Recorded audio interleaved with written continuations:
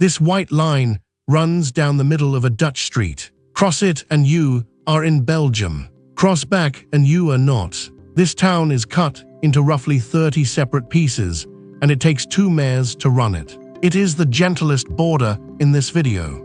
14 more get stranger.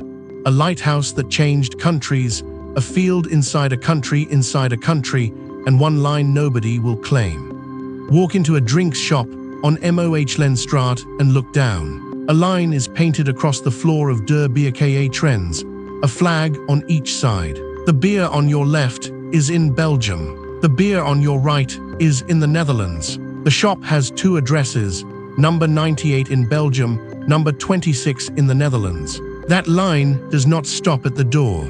It crosses the street, halves a garden, keeps going. Baarle is one town cut into roughly 30 separate pieces. 22 are Belgian, Baarle-Hertog, sitting entirely inside Dutch Baarle-Nassau. 7 are Dutch, sitting inside the Belgian ones. 2 town halls, 2 mayors, 2 police forces, under 10,000 people. None of it was designed. In 1198, Godfried of Escotoon, Lord of Breda, handed his lands to Henry I, Duke of Brabant, who gave them back as a fief, but kept the parcels paying him rent. When the 2 countries fixed their border in 1843, they refused to tidy it. Negotiators worked through 5,732 separate plots, giving each a nationality based on its medieval owner. So the line goes through buildings. On a street called Loh Verroen, it splits a front door down the middle. The house behind it is numbered twice, number 2 in Belgium, number 19 in the Netherlands. A home belongs to whichever country holds its front door. Locals will tell you doors have been moved for the tax rate. Dutch restaurants once closed earlier than Belgian ones. Where the border crossed a dining room, nobody went home. Staff asked everyone to carry their glasses to the tables on the Belgian side. Outside, white crosses and metal studs press the line into the pavement. One patch of scrub, called Der Witte Kun, belonged to no country at all until 1995. 6 centuries of argument made that mosaic. The next border took one straight line, drawn by men who had never seen the coast it would cut.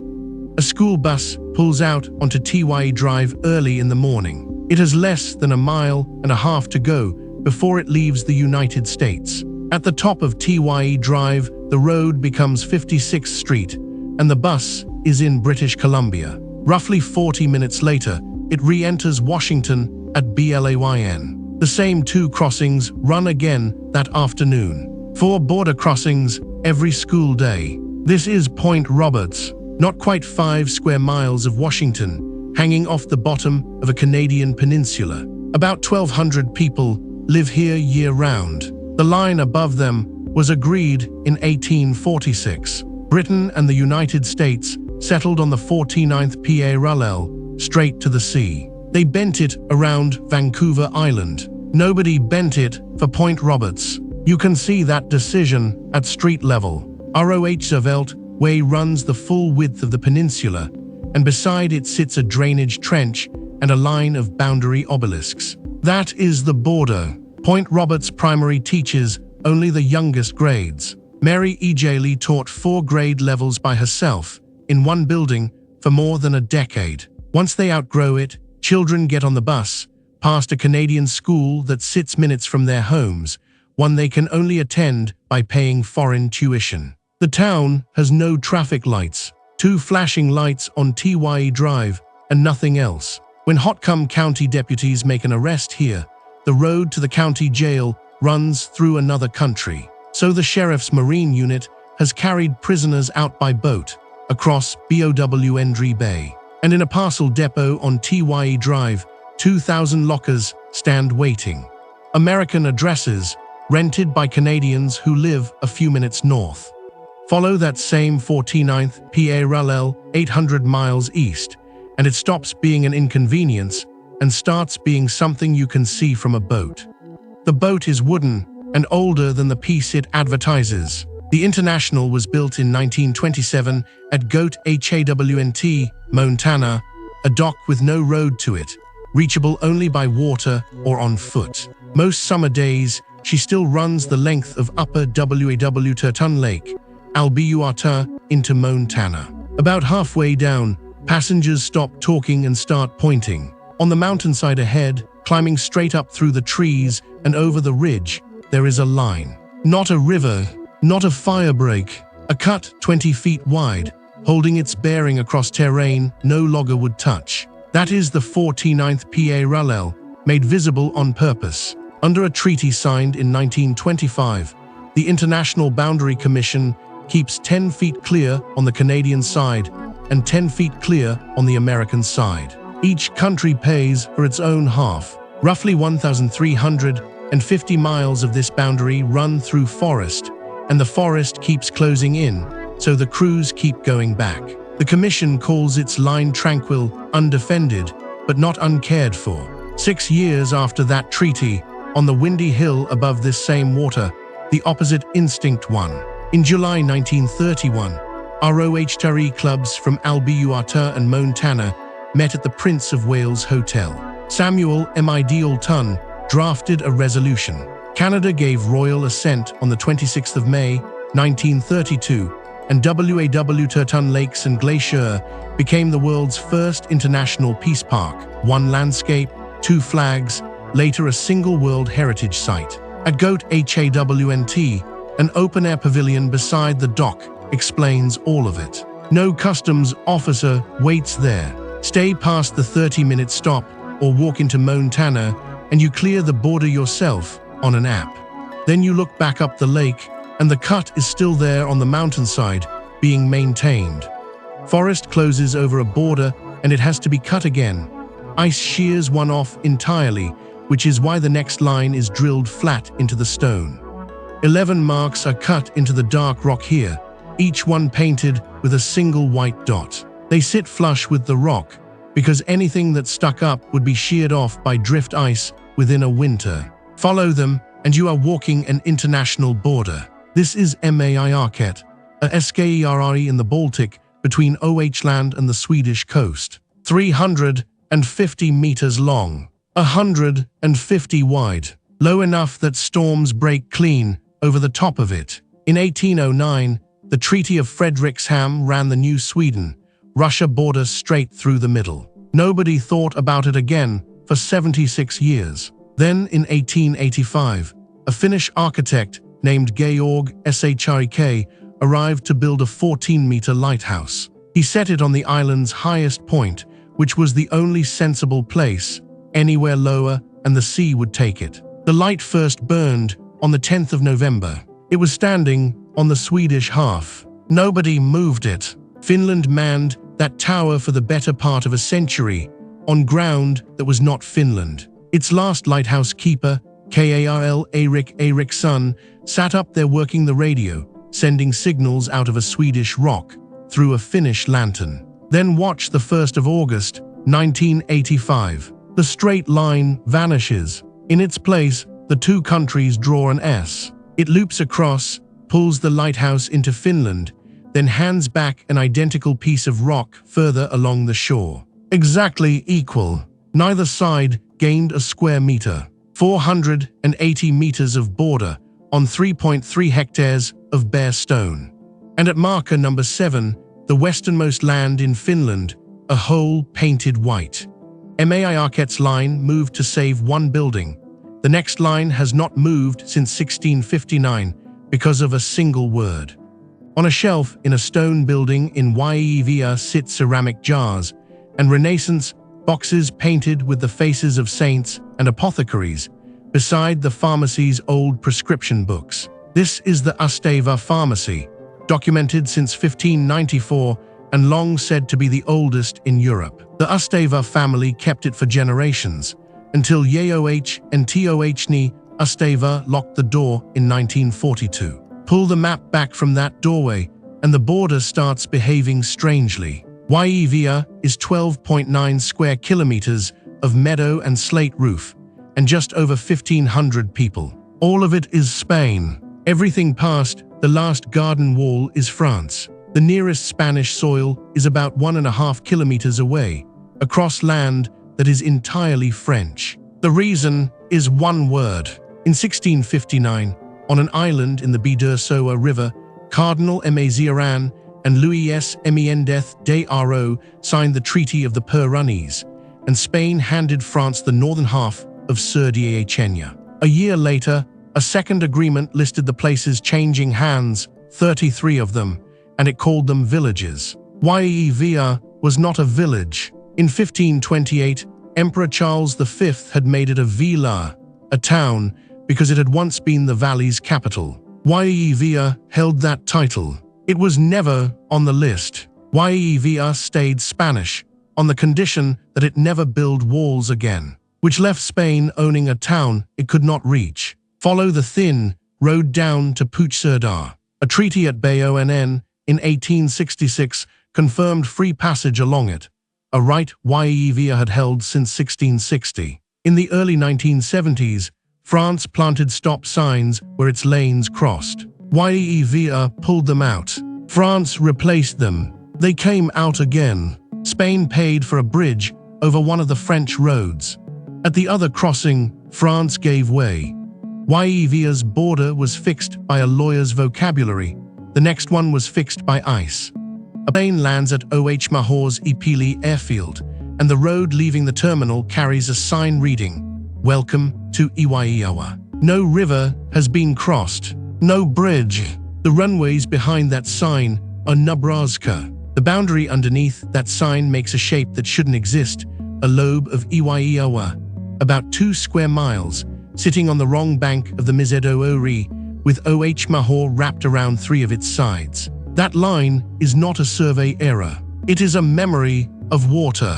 In March 1877, ice jammed the Misedoori at Saratoga Bend, just north of Hochrhein. The river backed up, then drove straight through the neck of its own loop. Within months, the old bend was severed, a crescent of still water locals called Cut-Off Lake. In 1909, they renamed it for Levi Carter, an Hochrhein lead manufacturer. The ground inside the crescent had been Llívia in the spring. By summer, it was physically Nebraskan. Nebraska sued.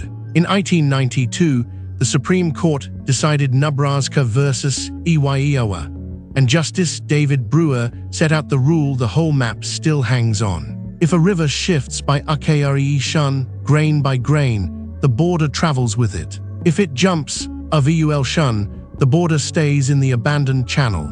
The state line here still follows a river that left. At street level, Abbott Drive dips into Llívia for roughly half a mile, as Llívia Highway 165, the shortest state highway Llívia has. Around 3,800 people live inside the curve. Pupils at Carter Lake Elementary on Willow Drive ride to secondary school in Council BLUFFS, out of Llívia, across Hochrhein, over the Misedoori, back into Llívia.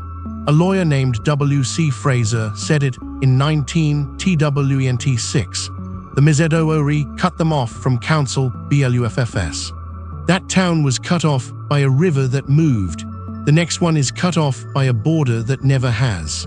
The ambulance that answers a call here is Swiss. So is the fire engine. Ring a Campione number from Italy and you have to dial +4 WUN, Switzerland's code, because the phone network is Swiss. The law is Italian. Campione d'Italia sits on the eastern shore of Lake Lugano. Watch the boundary close. Every meter of it touches Switzerland. Under 3 square kilometers, fewer than 2,000 residents. Not one point of contact with the country that owns it. Mainland Italy is less than a kilometer away, straight up the ridge behind the roofs. No road comes down it. To drive home to Italy, you leave through the Swiss village of Büsingen and keep going 14 kilometers of road through Switzerland before you reach L'Anso d'Intelv. It traces back to a will. In the year 777, a Lombard lord named Totio Hochrhein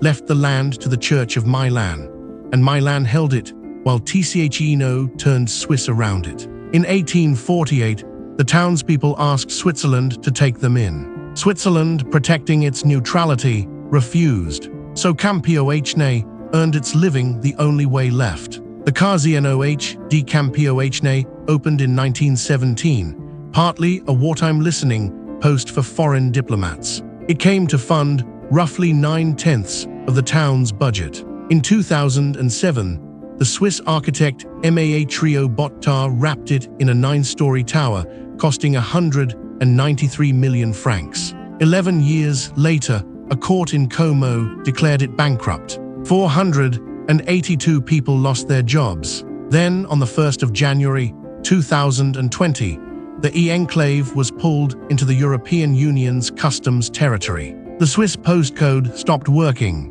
The TCHENO plates came off the cars, and Como plates went on.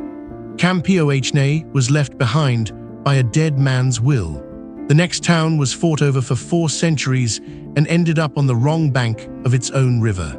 On a Saturday afternoon in Tweedmouth, the Berwick, not Berwick, the W is silent, Rangers goalkeeper takes a goal kick down a Scottish League pitch that lies entirely in England. SHEL Field Park is in Northumberland. The table it appears in is Scotland's 5th tier, the Lowland League. Until 2019, this was the only club from outside Scotland in the Scottish professional leagues. Now pull the map back.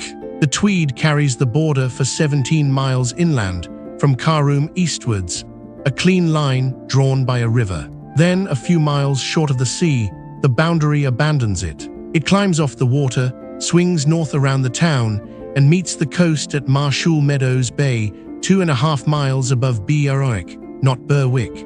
The W is silent. Just north of that bay is the northernmost point of England. So Berwick, not Berwick, the W is silent, sits on the north bank, the Scottish side of the water. And it is English. That kink is a scar. Berwick, not Berwick.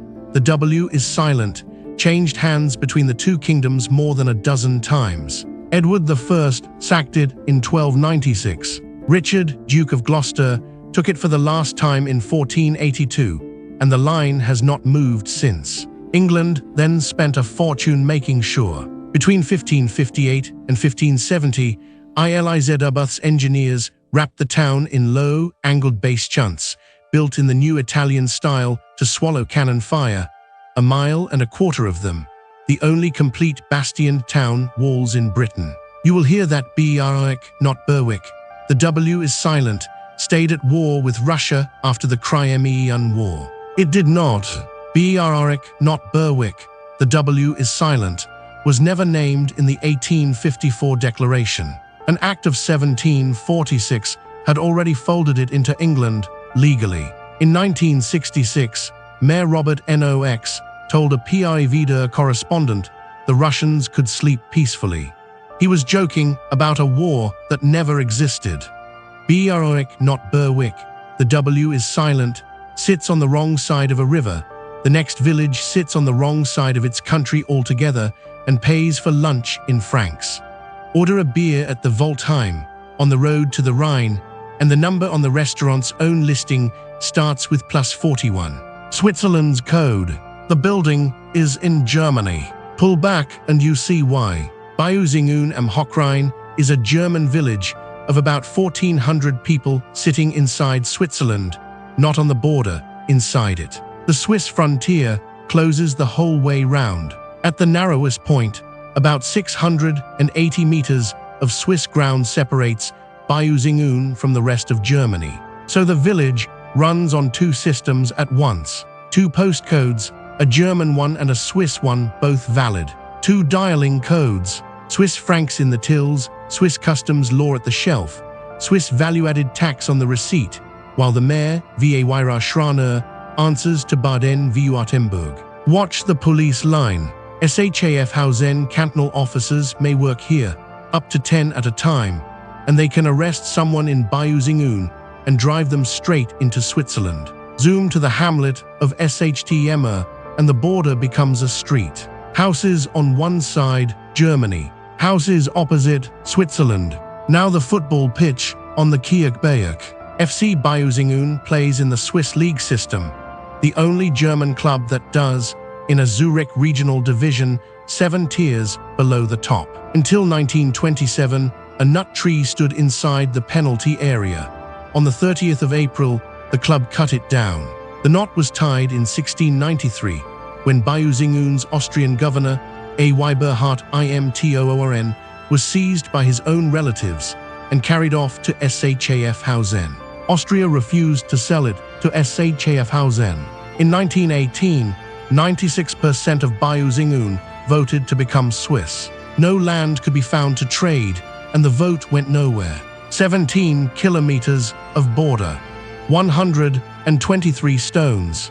Büsingen voted to change country and nobody would take it, which is nothing beside 2,000 square kilometers that two governments have spent 70 years refusing. A peak rises out of the Noob desert to 459 meters above sea level, and it has a name, Jabal Tawil. Everything around it, for 2,060 square kilometers, belongs to nobody. Not disputed, unclaimed. Egypt refuses it. Sudan refuses it. The shape is a trapezoid 95 kilometers along the top, 46 along the bottom. Its northern edge is the 22nd parallel, a line Britain and Egypt agreed in January 1899 because straight was easy. 3 years later, the British drew a second line, and this one bent because it followed people instead of latitude. The Arbabdar camel herders based near Aswan had always grazed this patch, so the 1902 administrative boundary put Bir Tawil under Egyptian control and put a far larger wedge of Red Sea coastline, the Har-el-Ayib Triangle, under Sudanese control. Sudan became independent in 1956, and both governments looked at that coastline. Egypt says the real border is the 1899 parallel. Sudan says it is the 1902 line. Each argument hands its author Har-el-Ayib 20,580 square kilometers, with a shoreline and the town of Har-el-Ayib on it. And each argument, as a side effect, gives this trapezoid away, claiming it means switching lines and losing the sea. So nobody claims it. Zoom in, and there is almost nothing for the map to draw. No streets, no buildings, no surface water anywhere inside the border. Tire tracks, unregulated gold camps, and Arbabdar and Bishay men who have crossed here for generations. On traditional claims, no map records. In June 2014, a Virginia farmer, Jeremiah Chiitan, planted a flag on a hill here for his daughter's 7th birthday and called it the Kingdom of North Sudan. No government has ever acknowledged it. That trapezoid is empty because nobody wants it. The next strip is empty because two empires wanted something in between them. The road east out of Ishkashim is gravel, cut in the 1960s, and runs about 200 kilometers to the last village, Sahadai Brogil. Past it until 2 years ago, there was nothing but footpaths and yaks carrying flour into the mountains. Pull back, and the reason that road goes nowhere becomes a shape. Afghanistan throws out a single arm, about 350 kilometers of it, running east until it touches China. In places, the arm is under 20 kilometers wide. Tajikistan on one side, Pakistan on the other, and this thin Afghan strip holding them apart, which was the entire point. In 1895, London and St. Petersburg agreed on one thing: their two empires must never share a border. So they left a gap between them and gave it away. A joint commission of officers traced the line along the Pamir watersheds. Afghanistan's Amir Abdurrahman Khan accepted the strip reluctantly. Britain, already paying him an annual subsidy, now expected him to police land he had never asked for. The tip ends at a pass called Wakjia, nearly 5,000 meters up. It is not an official crossing. It is a fence watched from the Chinese side. But step over it, and the clock jumps 3.5 hours, from Afghan time to Beijing time, the sharpest change of clocks at any land border on Earth. About 17,000 people live in the corridor.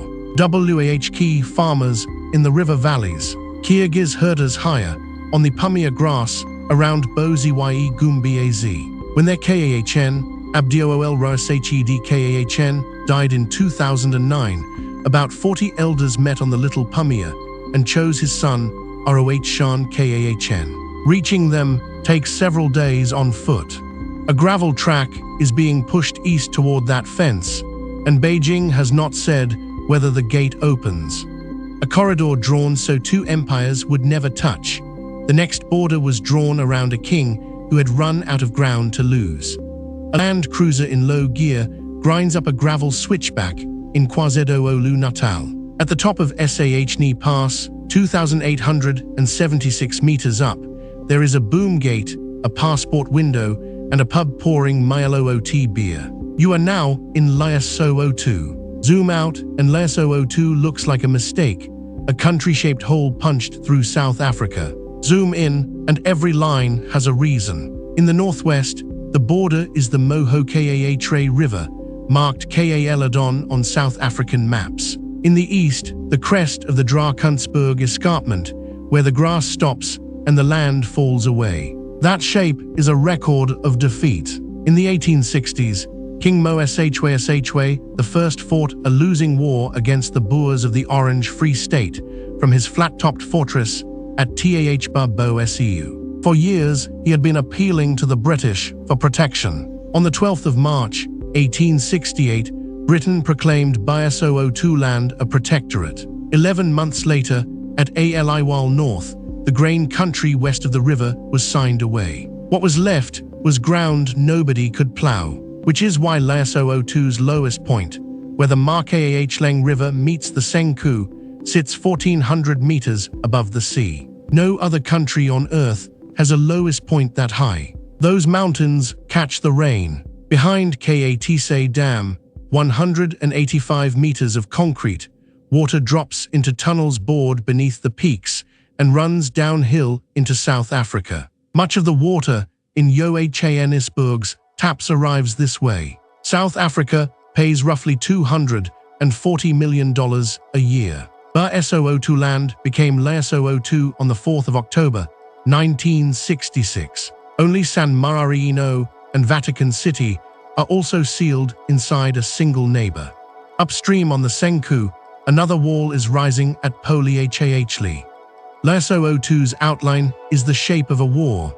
The next one is the shape of a mistake on an old map.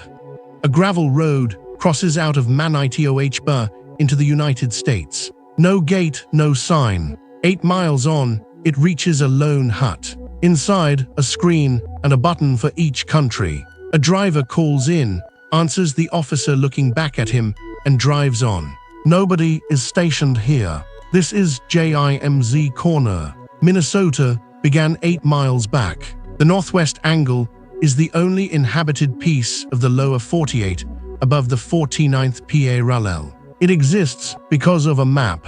In 1783, the Treaty of Paris ran the border through Lake of the Woods to its northwesternmost point, then due west to the Mississippi. The negotiators were reading John Mitchell's map, which drew the lake as a tidy oval and never showed where the Mississippi begins. In the 1790s, David Thompson traced the river's northernmost source to just above Bimije, far to the south. A line running due west from the lake would never touch it. It could cross the continent and fall into the Pacific. So in 1818, Britain and America patched it. From that northwest point, the boundary would drop straight south to the 49th parallel, then turn west. Zoom out and the repair is visible.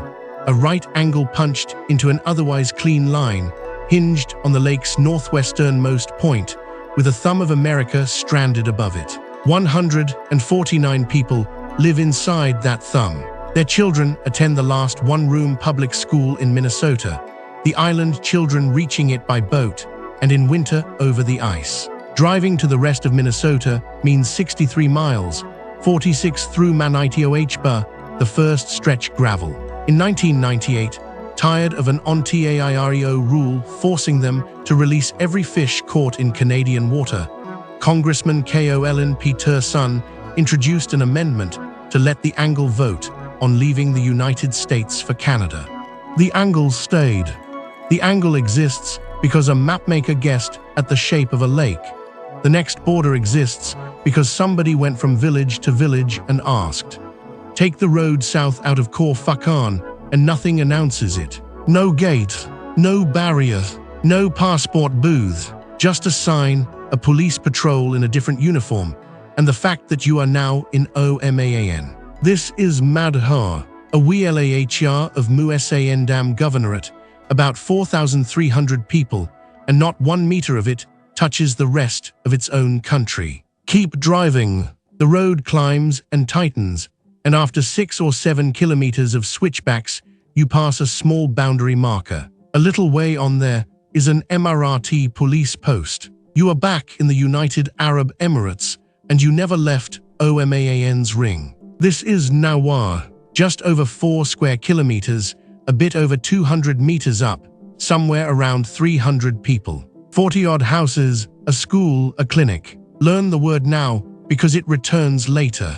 Oman, inside the Emirates, is an enclave. Nahwa is a COWNTER enclave, a piece of the outer country sitting inside the hole it made in itself. Nobody designed this. In the late 1930s or early 40s, the Sultan's Wali, Hamad bin Sayf al-Busari was reckoned a good man, and Oman was reckoned the stronger government. Asked who they wanted, Madha's elders answered Oman. Nahwa's families were al-Nakb, kin to villages loyal to the Qwah Sim of Shaja. They answered Shaja. A decade or so on, a British political officer called Julian Walker was turning answers like these into lines, walking and driving the Troshul coast with a notebook, drawing what he was told. Which is why a phone up here beeps twice in 10 minutes. AT welcomes you home,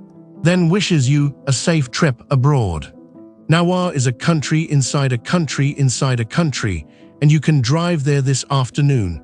The last one went a level deeper, and you cannot.